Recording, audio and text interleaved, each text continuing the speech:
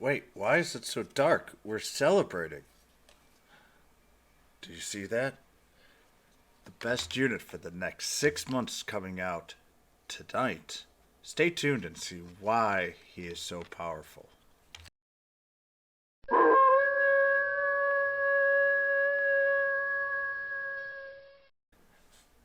Alright, normally I do a news video, but this came out last night and I was just about to do a review for Estark, so we could have kind of combined them. But for people on the East Coast, to basically it's going to be tomorrow morning, and people on the West Coast late this evening. Stark's going to come out for the 6 month anniversary. Stark is one of the best leaders in the game, especially for just pure usefulness. His attack or physical damage plus 15 leadership effect is incredibly useful for pretty much any physical team. And as a unit himself, he is also very good overall. So generally, he's going to be useful for arena with the AoEs that he has, and on top of that, just for leadership effect overall as well.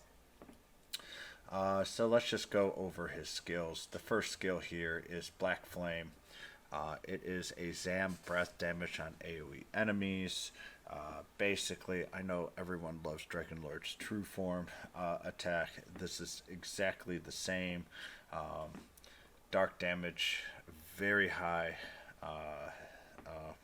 modifiers. So overall, just a top tier unit. And this is just its first skill. Second skill is a 280% Zam damage on all AoE enemies. 5 in a line. So you could do a lot of damage overall, especially if they line up straight. So if you're facing in a Stark, you really need to make sure that you stagger your groups. Otherwise, it will be able to just do one slash across. And the last skill is Emperor's Blow. Is a pretty boring skill. It is non-elemental, 300% physical damage. It can go up to, once you get to level 10, I think it's in 385. This is an insanely powerful single hit non-elemental skill. It can be used for anybody, against anybody. Very top notch. Now, his first awakening skill is incredibly unique. It's once his HP goes below 50, if he survives a hit, there's basically when you're facing a Stark, you need to get him to around 60% health and then try to one shot him. If you try to one shot him quickly and miss, which most people are going to do, he will greatly restore HP once, and you'll have to nail him down again. So, very annoying to fight against a Stark. Um, very powerful. The second one, Sap Resistance 25. Fourth is Zam. And then his Emperor Blow's power, just like all the other skills for third and fifth. Emperor Blow is a very scary skill because it's really hard to protect against. And really, the only way you could protect yourself against an Stark is to have someone cast defense up on your team.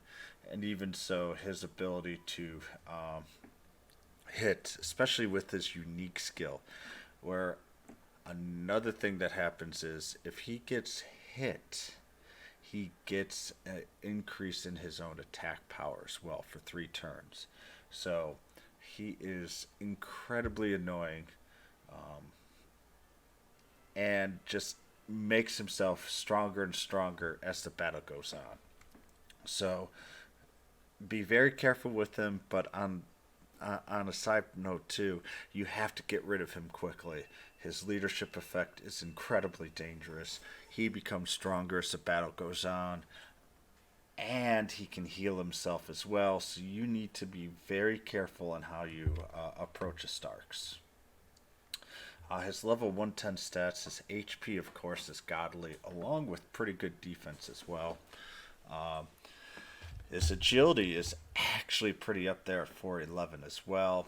Um, and his MP is okay. So the one thing that he does slow down a little bit on is his MP will go away after 4 or 5 turns, especially if he's using it all the way through. And his wisdom is incredibly poor, so you can't give him a healing spell just to make him that much more incredibly busted. He starts out at movement 3, which is very important. So even if you get one of him, you get pretty much his full use. Yeah, his ability to heal 50% is great, but it's not needed like the 3 movement on a lot of other. But most importantly, look at that attack. That attack is sicko at 522. Obviously, his weight's 65 because he is a boss. His preferred weapon really is the liquid metal slime sword.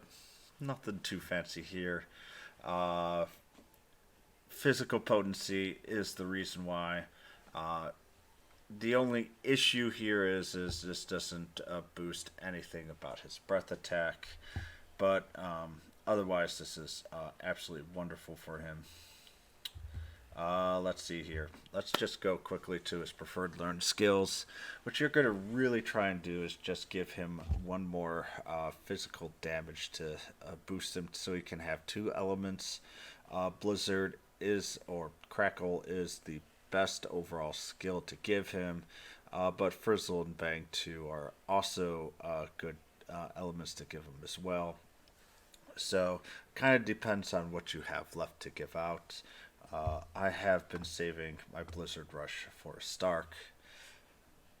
It's gonna go right on him right away.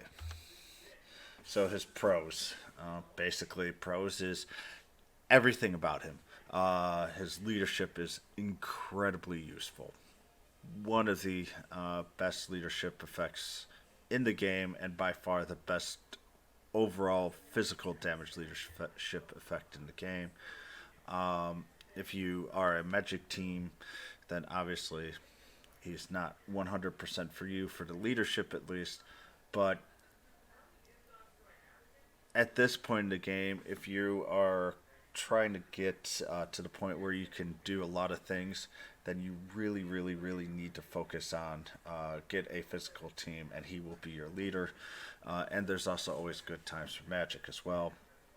Um, he I don't really say that there's a lot of wow must-have units. This is pretty much it. Sorrow was a near must-have. Stark is pretty much a must-have in this game. If he takes damage, he has the ability to increase power for 3 turns. That's just bonkers, especially with the HP and defense that it has as well. And his best skill is Elementless, which basically means he's going to do damage to pretty much anybody. Um, Basically, his pros are all across the board.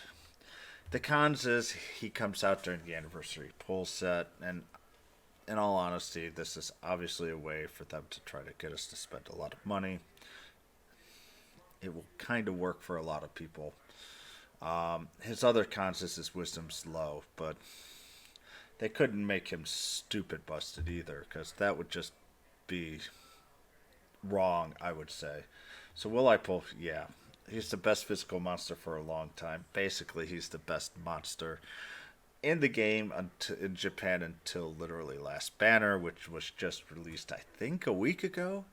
And in all honesty, you can argue that he's still the best, but the new unit is slightly better in certain areas, and his leadership skill is just incredibly savagely useful. The one thing though is the anniversary pulls are usually your best bang for your money. So this is going to be the only issue on should you pull for the unit or not.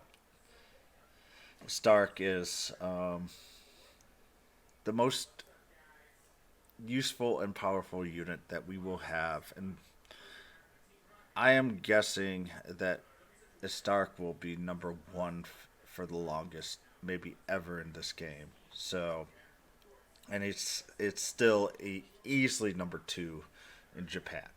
So he is still incredibly powerful there. Let's just quickly go over the Black Dragon, which is the A unit in the game. It's a dragon. Its first skill, Darkness, 105% SAM damage to all AoE enemies. Okay. Very low damage, though. Pretty low modifier. Breath of the Breeze inflicts whoosh breath damage to AoE. It's only A, so it doesn't really get as high as some of the others. That's pretty disappointing. The last one's the Black Dragon Claw. 185% SAM damage and occasionally lowers attack power. This is the main skill that you want to use. Unfortunately, it is only range 1. With the Black Dragon, the first one is to give the movement plus up 1. Normally, you need it for units here. The Black Dragon, unfortunately, in this game, powerful A units go with weaker S units.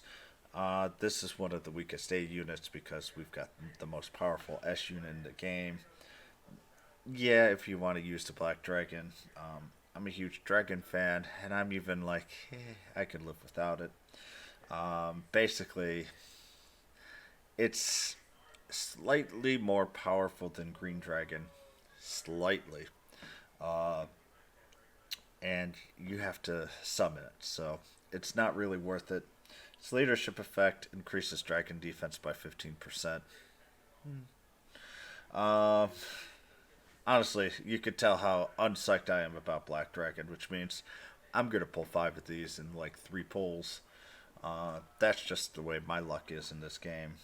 Its Awakening skill gets zap resistance and bang resistance, and its Black Dragon Claw goes up plus 5%.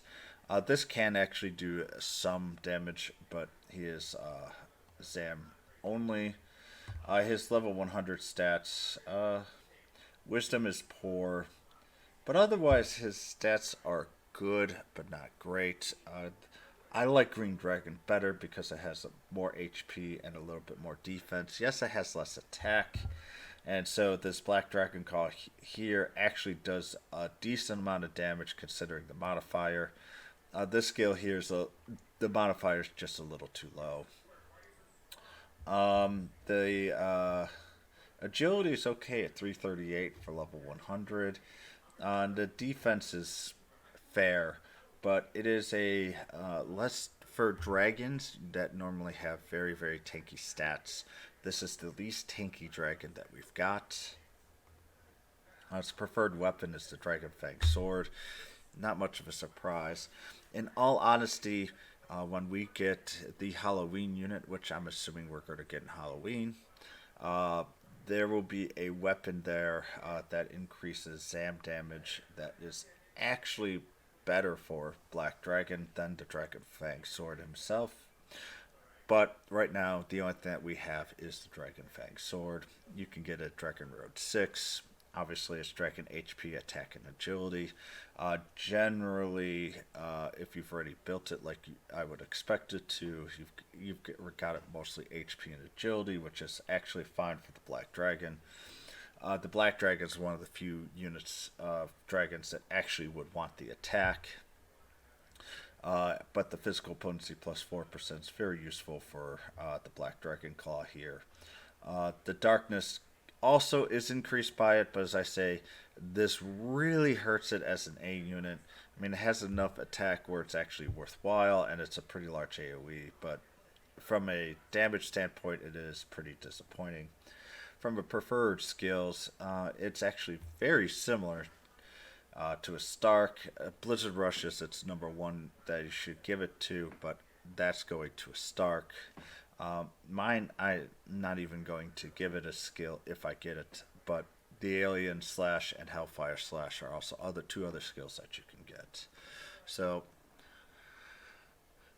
we are getting the Estark banner a little bit earlier.